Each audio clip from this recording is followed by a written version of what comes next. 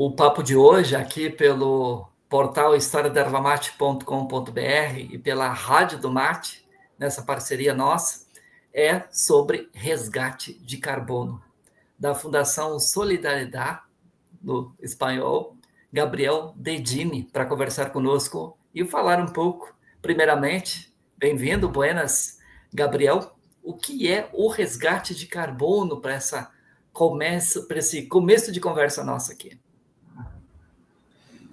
Bom, Sidney, quero primeiro agradecer pelo convite. É um prazer poder falar com os amigos do Mate e atender essa agenda para a gente é um imenso orgulho. Bom, trabalhar dentro de uma perspectiva onde hoje a gente alie o desenvolvimento socioeconômico das famílias através de um incremento de produtividade a partir de melhores práticas, porém, olhando para uma economia de baixo carbono, olhando para essa situação de cenário referente às questões dos fenômenos climáticos extremos ou das mudanças do comportamento padrão do clima, são extremamente fundamentais para a gente começar a calibrar esse nosso entendimento em relação aos sequestros de carbono, às potenciais culturas agrícolas e florestais que podem contribuir nessa agenda climática, trabalhando serviços ecossistêmicos que são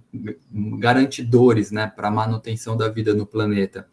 Então, tudo que a gente pode trabalhar otimizando e retirando da atmosfera gases que são causadores do efeito estufa, que por consequência criam essa composição de uma remodelagem do nosso clima no planeta,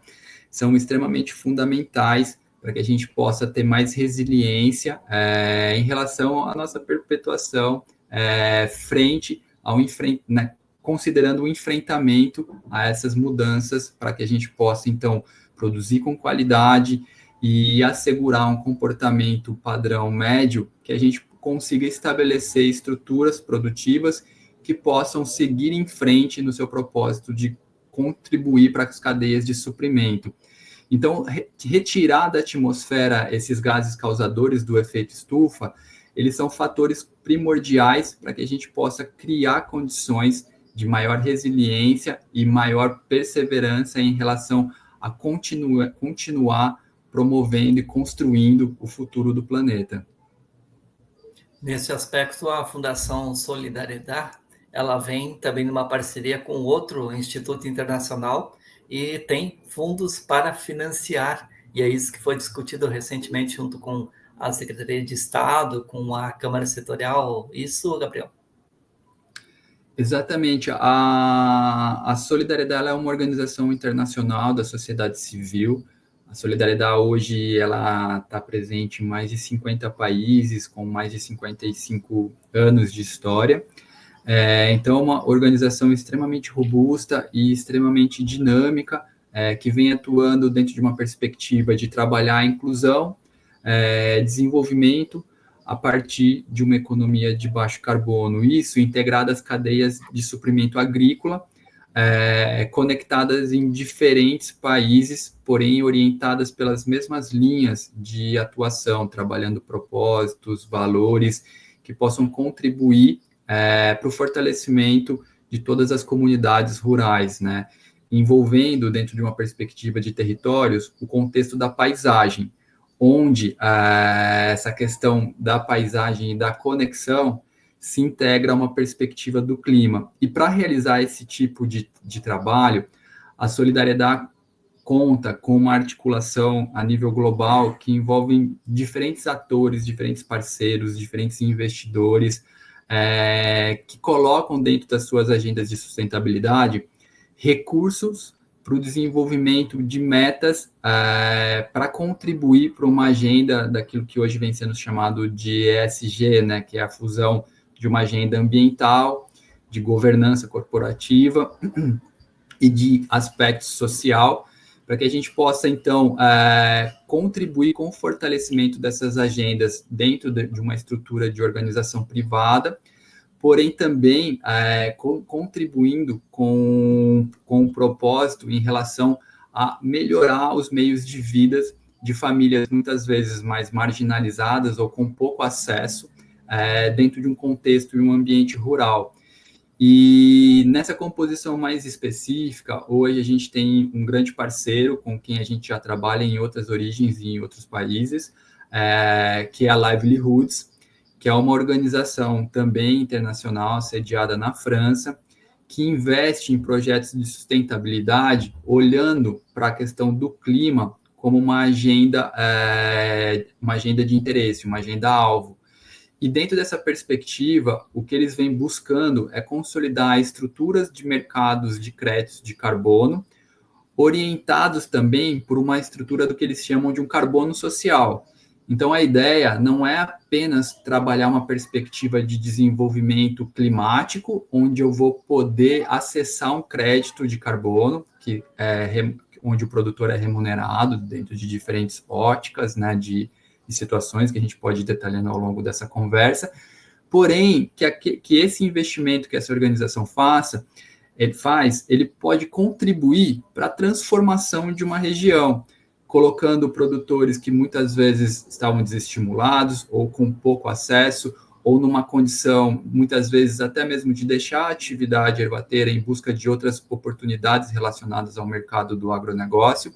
dentro de uma perspectiva onde ele possa prosperar dentro da cultura, trazendo para ele, então, investimentos e assistência técnica, olhando para essa troca em relação ao crédito de carbono que vai estar sendo gerado nessas áreas de cultivo e produção de erva mate, né? Então, a gente vem conectando agendas onde existem interesses e onde existe oportunidades de transformação,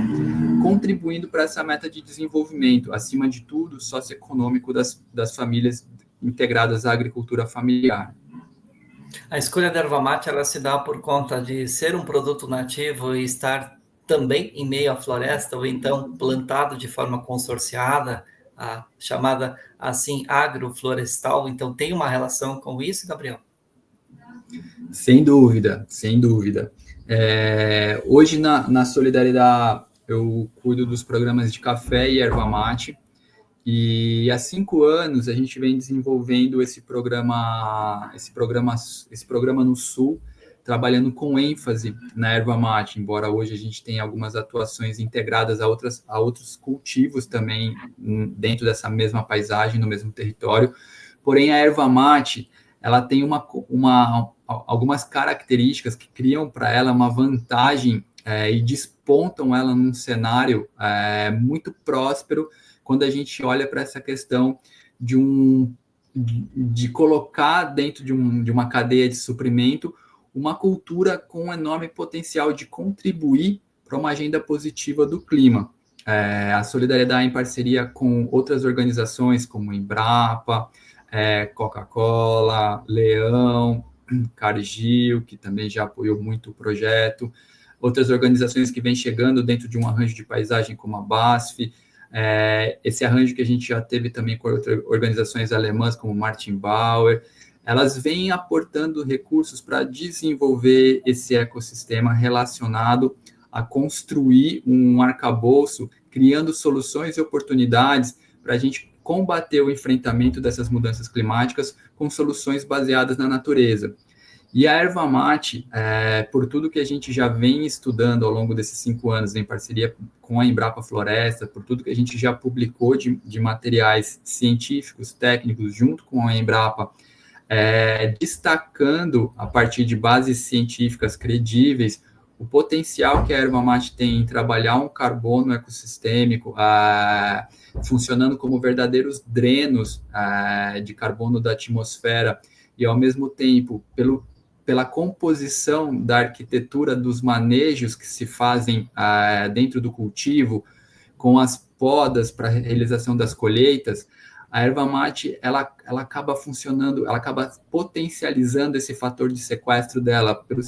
seguinte razão. O sequestro ele é feito, né, através dessa questão do metabolismo da planta, que retira para trabalhar o seu desenvolvimento bioquímico e promover o seu crescimento. Então, ela retira esses gases. Na verdade, né, Gabriel, é aquela velha historinha da nossa início de escola, quando a gente pensa que a plantinha se alimenta do carbono que está lá no ar e faz a sua fotossíntese a partir da água e gera para a natureza oxigênio. Então, é bem básico isso. Exato, exatamente. Então, a planta, para ela se regenerar a partir desse processo das práticas de manejo que são adotadas para o cultivo, como, por exemplo, as podas, ela precisa sequestrar. Então, para ela gerar biomassa, ela precisa sequestrar. E a cada vez que eu crio esses estímulos crio esses estresses na planta que geram esses estímulos, eu estou forçando essa planta a continuar retirando CO2 da atmosfera para concluir o seu ciclo metabólico e, por consequência, o que faz ela, né, o que gera nela essa biomassa e tudo mais, é esse carbono que eu estou retirando e estou imobilizando dentro da planta e no sistema de produção. Então, a cultura da erva mate, ela desponta muito quando a gente cria comparações com outras culturas, como eu mencionei, a questão do café, que tem um imenso potencial quando consorciado, ou mesmo nos cultivos a pleno sol a partir das boas práticas, mas a erva mate, pela sua estrutura e pelo seu ciclo de atividades relacionadas às práticas de manejo, ela desponta de uma maneira exponencial em relação a outras culturas, criando realmente verdadeiros bolsões e verdadeiros sumidouros de carbono atmosférico. E como você mencionou, essa questão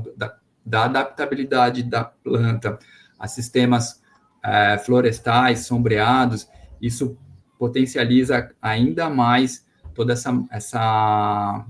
questão em relação ao sequestro e à manutenção desses estoques de carbono, que são diferentes de culturas anuais, que muitas vezes você trabalha essas questões de uma agricultura de mais baixo impacto, sequestrando, porém, quando você faz todo o revolvimento para um preparo de solo, você acaba volatilizando esses gases novamente e eles retornam para a atmosfera, né? Então, a erva mate, ela se destaca, e isso não sou eu quem digo, acho que os programas de agricultura de baixo carbono, os planos ABC, o MAPA, conectam a erva mate dentro desse cenário climático de uma agenda positiva, do qual a gente é só mais uma parte dessa engrenagem. Gabriel Dedini, da Fundação Solidariedade, nesse trabalho, então, do chamado resgate de carbono, ou sequestro de carbono, mais colocado propriamente dito. Quando nós olhamos o Brasil na sua conjuntura dos seus 8.000 e tantos quilômetros quadrados, nós podemos dividir em 3 partes. 2 são preservadas, cerca de 65% do território, e os outros 33% eles estão sendo usados, seja com pastagem, seja com a questão florestal de produção de madeira e tal. E apenas 8% está usado para a agricultura. Esses dados são da NASA, até recentemente a Embrapa reutilizou eles, enquanto a partir da gente olha para o mapa dos Estados Unidos e a gente vê o inverso, 1/3 apenas tendo de preservação, e aí a gente entra também na questão de grandes lagos, de rochedos, que não se dá para utilizar praticamente para nada. Então, por que se preserva no Brasil? Porque é onde se tem para preservar, é mais ou menos essa a lógica. Temos 2/3 preservados, mas se políticas públicas não forem implementadas, se não entrar erva mate, esse contexto no seu entendimento, acaba deixando de lado, e isso pode mudar muito e prejudicar ainda mais o clima no mundo? Bom, o Brasil ele é uma grande vitrine para o mundo, acho que principalmente por questão em relação à agenda amazônica, né? A Amazônia é a última grande floresta tropical do planeta, né? Então, existe toda uma preocupação em relação à conservação dessa floresta, porque hoje essa floresta ela é extremamente fundamental para a regulação climática, então, dos ciclos de chuvas, das estações secas, enfim. A Amazônia ela cria uma relação muito importante de manutenção da vida do planeta. Então, existe, de fato, uma preocupação em relação a essa agenda que muito se discute, que muitas vezes se politiza, mas ela é uma discussão que, teoricamente, tem um embasamento técnico para acontecer, né? No Brasil, a gente ainda enfrenta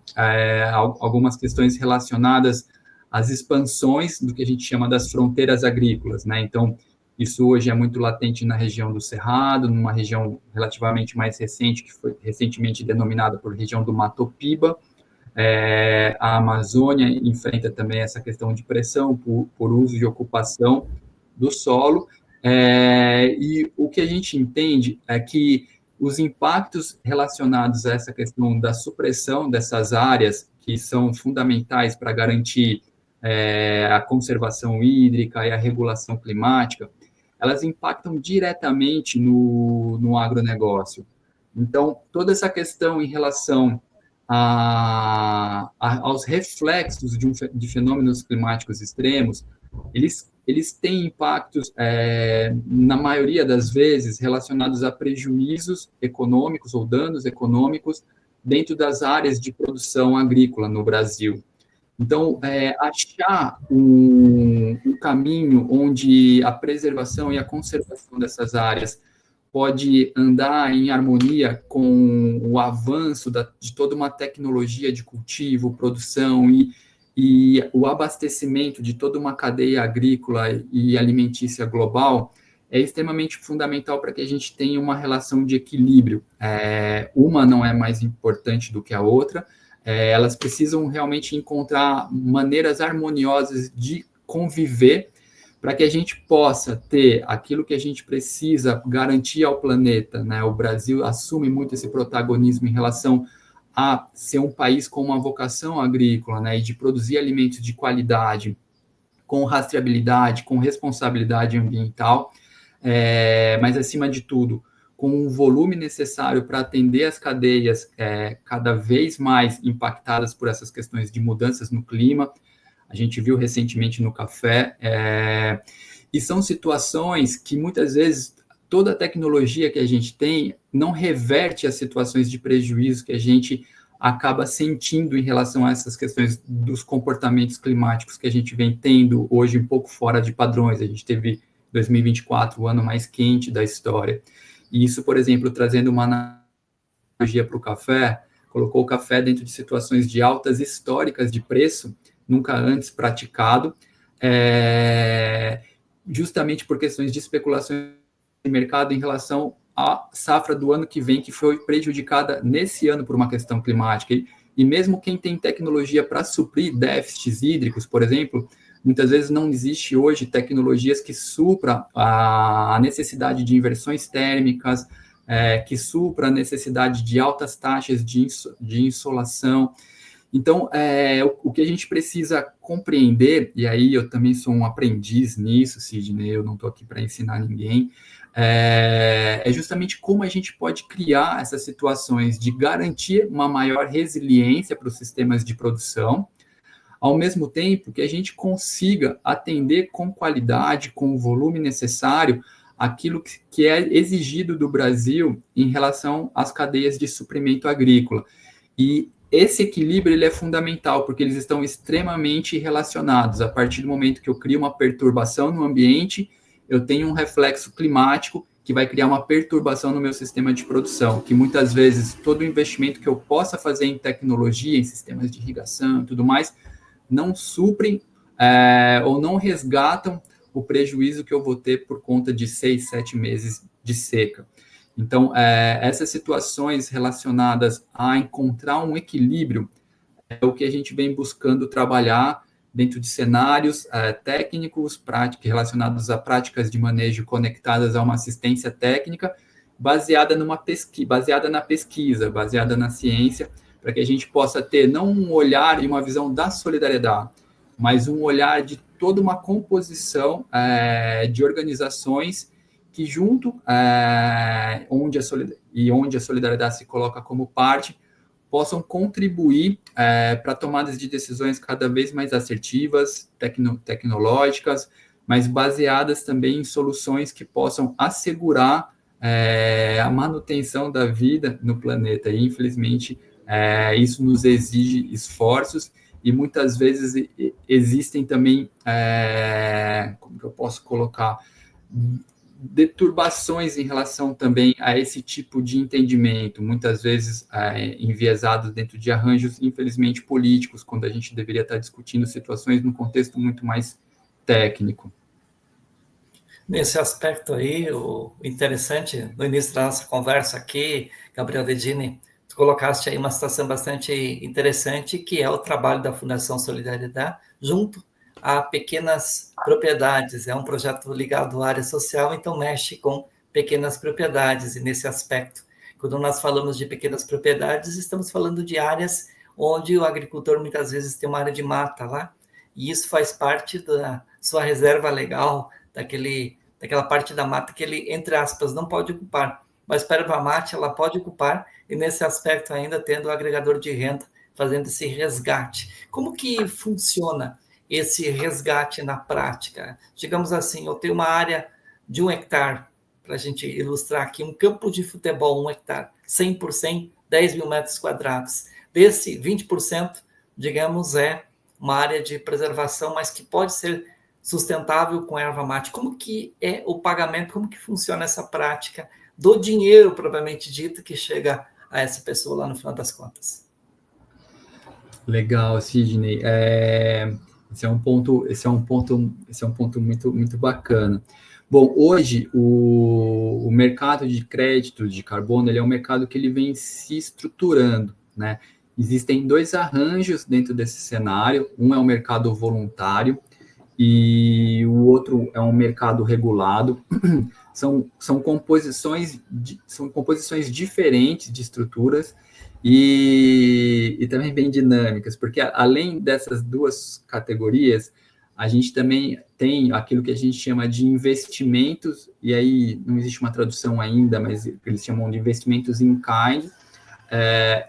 investimentos in setting, que são os investimentos que são feitos dentro da cadeia de suprimento, e os investimentos offsetting, que são empresas ou organizações fora daquela cadeia, que investem naquela cadeia para trabalhar agendas de compensação. Dentro daquilo que a gente vem organizando hoje junto à Livelihoods e com o propósito de promover desenvolvimento e o fortalecimento da cadeia da erva mate, nesse primeiro momento, olhando mais especificamente para um recorte no Rio Grande do Sul, a gente vem organizando uma estrutura um pouco diferente do trivial relacionada aos padrões de mercado, entendendo que hoje existem duas dificuldades para os produtores e principalmente, né, como a gente vem conversando, para o agricultor familiar acessar esse crédito. É que a gente precisa ter escala para que isso seja economicamente uma vantagem, porque o custo da certificação é extremamente elevado quando a gente fala do mercado regulado. Então, é muito difícil para um agricultor familiar,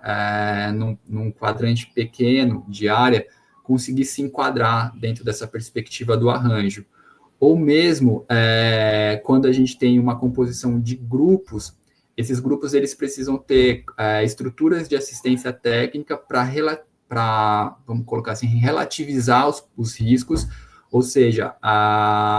essa estrutura tendo um aporte, uma assistência que consiga monitorar e assegurar o cumprimento dos indicadores que vão dar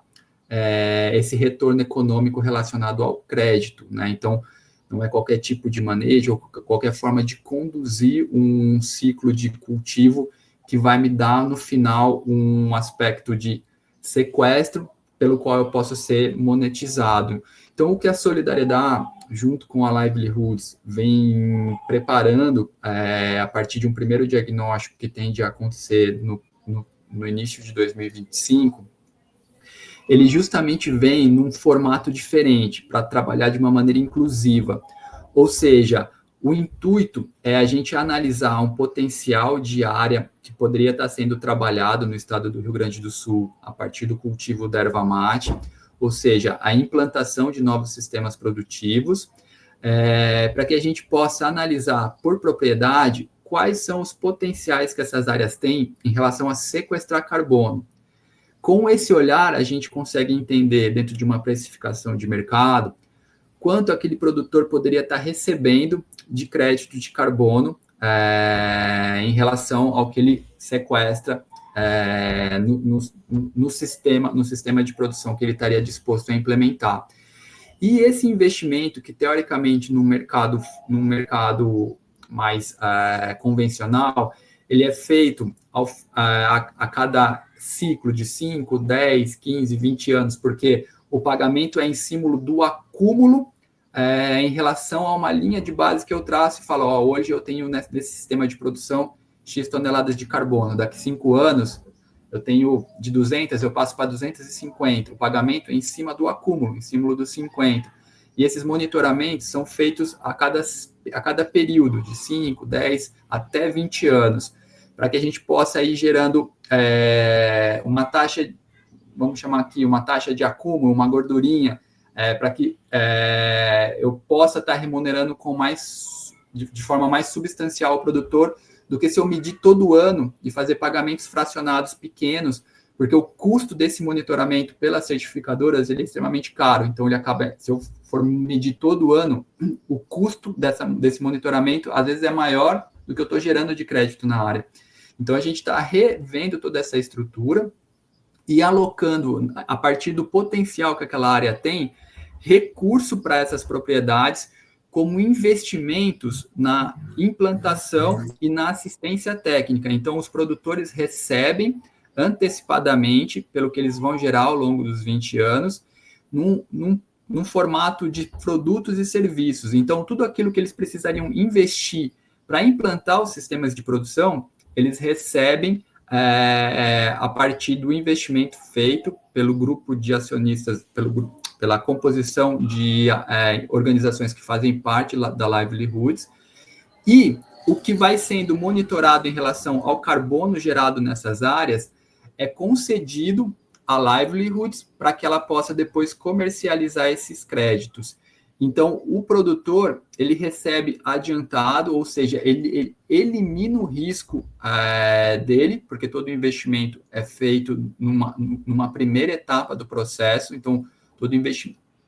toda lucratividade que ele teria ao longo dos 20 anos é pago nos primeiros anos, e esse recurso é investido na propriedade dele, na forma de implantação dos sistemas de produção, onde, quando a gente parte do pressuposto que quando eu implanto um sistema, eu tenho um elevado custo que eu vou amortizando ao longo do meu ciclo de produção, eu já elimino tudo isso e o produtor, a partir das primeiras podas de formação, já passa a ter receita dentro desse sistema. Então, o que ele dificilmente teria condição de acessar de uma forma isolada, ele acaba recebendo como um pacote de benefícios para colocar a erva mate dentro de um movimento de protagonista, dentro de um aspecto climático, e também impulsionando o setor para a gente construir uma cadeia baseada na sociobiodiversidade brasileira, né, dentro do bioma Mata Atlântica, numa perspectiva de uma valorização em relação a um negócio secular, cultural, importantíssimo para a geração de riquezas, olhando para essa questão da agricultura familiar. Então, a perspectiva não é só gerar o pagamento em si, mas a perspectiva é de investir no setor, investir nessa cadeia de produção, colocando a erva mate dentro de uma perspectiva de um negócio, assim como qualquer outra cadeia agrícola que hoje é gerida dentro das pequenas propriedades rurais. É um assunto difícil, eu não sei se eu fui muito claro, porque ele não é tão simples, mas a gente pode ir debatendo isso melhor. Gabriel Dedini, da Fundação Solidariedade, nessa conversa aqui conosco, junto à Rádio do Mate e o site historiadervamate.com.br. Certamente, aqui é meio que um assunto colocado inicialmente para que se entre em debate, para que se tenha um conhecimento mais abrangente, e aos poucos, como tu disse, ao longo aí de 2025, inicia essa parceria junto com a Secretaria de Estado da Agricultura do Rio Grande do Sul, Emater e outros componentes envolvidos junto à Fundação Solidariedade, que está puxando essa situação, e a partir dela estamos aí à disposição para trazer novas questões mais práticas, que talvez aqui a gente falou mais numa conjuntura geral, mas começar a mostrar na prática como que isso vai funcionar e, obviamente, isso vai agregando informação e o nosso objetivo é levar aí para quem está nos assistindo, para quem está nos ouvindo, a boa informação, a informação que tem uma coerência e que venha com pessoas que estão à frente. Obrigado aí por essa participação conosco, Gabriel Dedino, e ficamos sempre à disposição aí para novas informações e acompanhamento do andamento de todo este projeto. Obrigado, Sidney. Sou eu quem agradeço. Espero ter trazido um pouco de clareza para um assunto ainda tão difícil, para um tema tão sensível de ser trabalhado, mas ao mesmo tempo tão importante. A solidariedade, ela se pauta e organiza suas ações de maneira única e exclusivamente técnica, com o intuito de contribuir para a discussão, e a discussão é sempre válida, ela é extremamente importante, é assim que a gente consegue crescer, se desenvolver e trazer o melhor daquilo que a gente tem para dar e para contribuir para as cadeias de suprimento. No entanto, a erva mate merece todo esse destaque, somos extremamente incentivadores dessa cultura, e para a gente é um prazer estar aqui com você, que faz um trabalho brilhante para contribuir com uma questão que é fundamental, que são as manutenções das nossas áreas de cultivo e produção de erva mate no Brasil. Obrigado, Sidney, e parabéns pelo seu trabalho. Obrigado, Gabriel, e você que nos assistiu aí, dá um like, curte o canal, porque precisamos também estar potencializando toda essa informação aqui pela historiadervamate.com.br, Rádio do Mate, levando informação sobre erva mate para você.